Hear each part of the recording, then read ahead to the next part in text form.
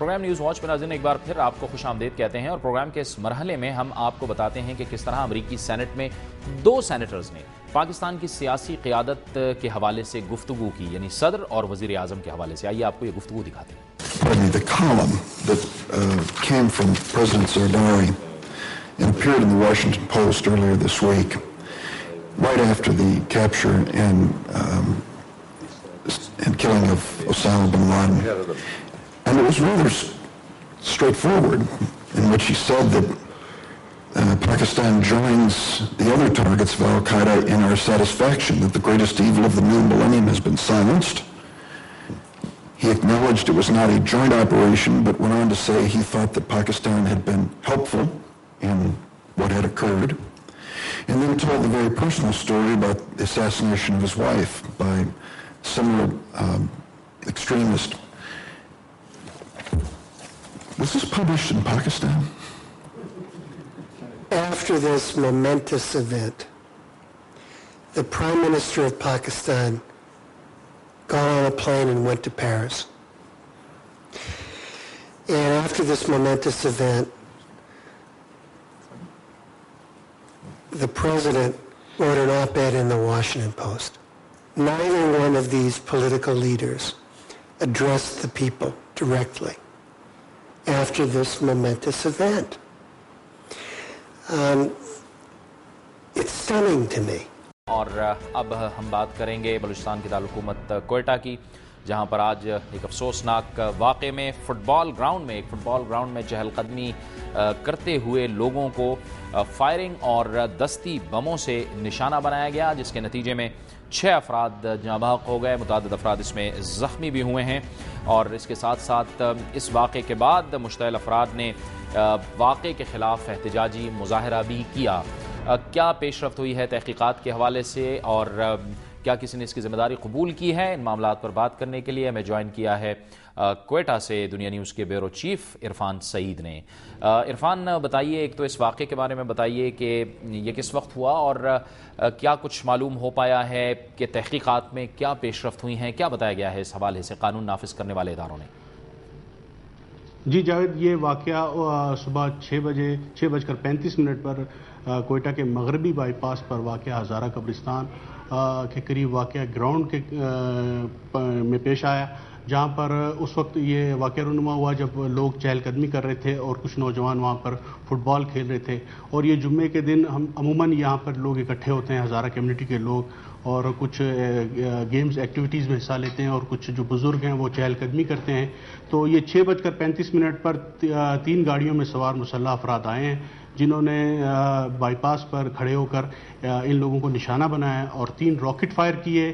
اس کے علاوہ hand grenade بھی پھینکے گئے اور اندھا دھند فائرنگ کی، جس کے نتیجے میں موقع پر 3 افراد جاں بحق ہو گئے تھے اور 9 کے قریب افراد زخمی ہوئے، جنہیں فوری طور پر BMC پہنچایا گیا، لیکن BMC میں ڈاکٹر موجود نہیں تھے، جس کی وجہ سے فوری طور پر ان کے لواحقین انہیں CMH لے گئے، جہاں پر 2 زخمیوں کو فوری طور پر ابتدائی طبی امداد نہ ملنے کے باعث وہ بھی جاں بحق ہو گئے۔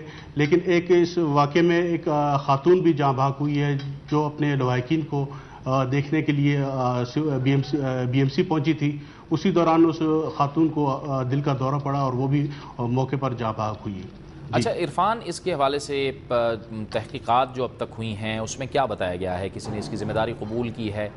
جی جاوید، مختلف میڈیا کے دفاتر میں کالا دن تنظیم کی جانب سے اس واقعے کی ذمہ داری قبول کی گئی ہے، اور اکثر و بیشتر اس قسم کے واقعات جو رونما ہوئے تھے اسی تنظیم کی طرف سے ان واقعات کی ذمہ داری قبول کی جاتی رہی ہے۔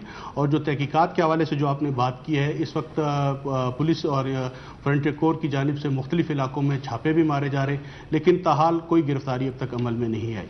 اچھا، یہ خصوصی طور پر جو امن و امان کی صورتحال ہے اس میں ہم دیکھ رہے ہیں کہ بلوچستان کے مختلف علاقے ہیں، یہ جس طرف یہ واقعہ ہوا ہے اس میں عمومی طور پر کس طرح کے انتظامات ہوتے ہیں سیکیورٹی کے، اور اس واقعے کے بعد اب جو صوبائی حکومت ہے اس نے کسی قسم کے خاص احکامات یا ہدایات جاری کی ہیں سیکیورٹی کے حوالے سے؟ جاوید، سیکیورٹی کے حوالے سے اگر بات کی جائے تو بلوچستان میں سیکیورٹی کی حوالے سے کافی لوگوں کو کنسرن بھی ہیں. اس حوالے سے لوگوں کی شکایات بھی ہیں کہ اکثر اوقات اس قسم کے جب واقعات رونما ہو جاتے ہیں اس کے بعد سیکیورٹی فورسز اور ان کی طرف سے کوئی اقدامات اٹھائے جاتے ہیں. اب جس طرح یہ آج کا جو واقعہ رونما ہوا ہے یہاں پر بھی یہی بتایا جاتا ہے، یہ جو ہزارہ کمیونٹی کے لوگ ہیں اور یہی بتاتے رہے کہ اس گراؤنڈ کے قریب ہی اکثر و بیشتر یہاں پر پولیس اور فرنٹیئر کور کی گاڑیاں اکثر و بیشتر کھڑی رہتی تھی. لیکن آج جب یہ واقعہ رونما ہوا تو اس وقت نہ اس وقت پولیس کی گاڑی کو موجود تھی، نہ کوئی ایف سی کی گاڑی موجود تھی، اور جو دہشت گرد تھے انہوں نے اندھا دھند فائرنگ کی اور کئی منٹ تک وہ وہاں پر موجود رہے. لیکن اس وقت تک کوئی بھی انتظامیہ اور نہ پولیس نہ فرنٹیئر کور کی جانب سے کوئی ایسی فوری طور پر اقدامات اٹھائے گئے. لیکن جیسے جو ہی واقعہ رونما ہوا اس کے بعد سول ہاسپٹل میں بھی پولیس کی بھاری نفری پہنچ گئی اور فرنٹیئر کور کی نفری پہنچ گئی. لوگوں نے انتظامیہ پر شدید تنقید کی اور مغربی بائی پاس پر انہوں نے اسی وجہ پر انہوں نے دھرنا بھی دیا اور کئی گھنٹے تک آپ دیکھیں کہ 6 بجے یہ واقعہ رونما ہوتا ہے اور تقریباً 1 بجے تک وہاں پر دھرنا مسلسل دیا جاتا رہا.